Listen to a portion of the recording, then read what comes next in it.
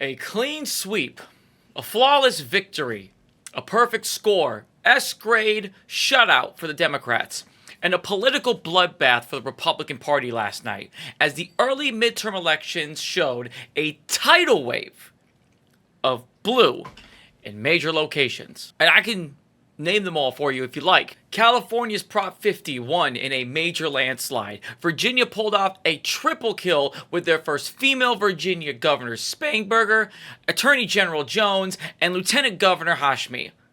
Ryan wins Buffalo mayor. Colorado voted yes on Prop MM to increase taxes on high-income families to help fund food for K-12 students.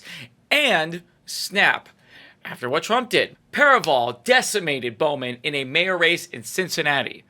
Menifee and Edwards advanced to take place for the previous rep, Sylvester Turner, after passing away in March. All three, not one, not two, all three Supreme Court seats are kept in Pennsylvania. Dickens wins a second term. Solomon and McGreevey advanced to a runoff in Jersey City as mayor. O'Connor as mayor in Pittsburgh. Frey in Minneapolis. A red flag law in Maine, and a no on restrict access to pre-election voting. Michigan now has their first female mayor in Sheffield since the creation of this city. Cheryl becomes New Jersey governor. And the piece of resistance, Zoran Mamdani as mayor of New York City. Not one, not two, not even 10, but 20 victories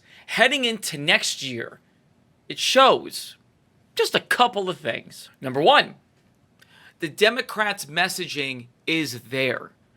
There's a new shift in the party, and it perfectly shows with Zoran, Spangenberger, Cheryl, Sheffield, Paraval, the Supreme Court retentions, and Prop 50.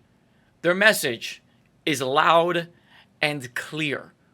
We, the people, do not support what this administration is doing.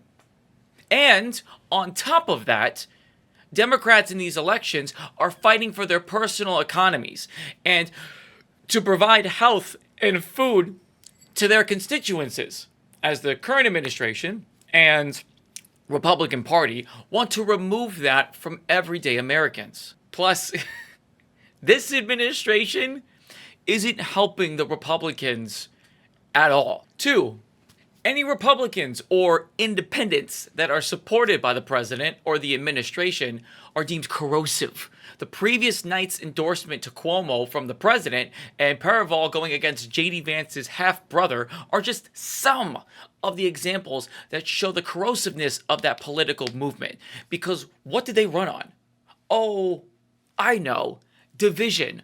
Removing illegals from this country by any means necessary. Having ICE come into your neighborhoods, your homes, your schools, your court offices without any due process and just take them away. And that was one of the things that affected the races. Latin voters showed up in a major way in every single race, spanning 50 to 70% in favor for the Democratic candidates or for Prop 50, because they have felt the irreparable damage that this administration has done to the Latino community, which leads to number three. The Democrats are actually playing the Republicans' game.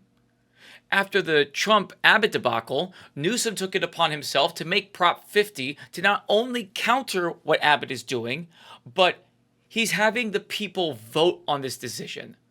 And the people showed up in a major way. With a 64 to 36 shutout, the big Democratic states are fighting back.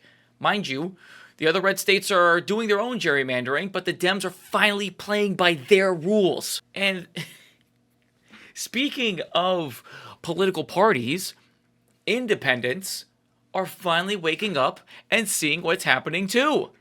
In every single category, the moderates or independents voted with Democrats in overwhelming majorities, and it's not even close in some of these races. This shows to us that the people are sick and tired of what has been happening just within the first 10 months of this presidency. and that it's time to turn the ship around. Democrats and the people must keep this momentum going for next year's set of races if they want to make a difference for the next couple of years.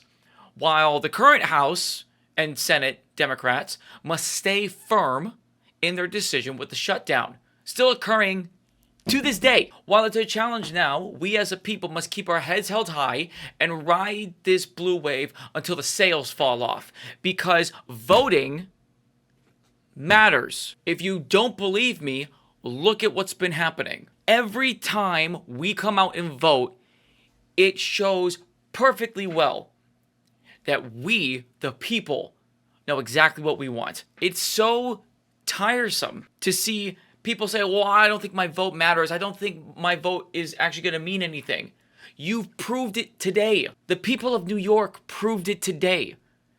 You've had people like Trump and other billionaires donating to people like Cuomo and saying, this guy is who we want. We don't want people like Zoran Mamdani. But here's the crazy thing, is that even after Mamdani won, their hateful division, their hateful rhetoric still exists to this day. You can go on Twitter or X right now and you can see that they were using 9/11 as a political weapon against the people that voted for Mamdani. They were saying things like, oh, New York just forgot. Oh, you guys don't want to have this again, do you? Well, trust me when I say this. Not only did New York not forget,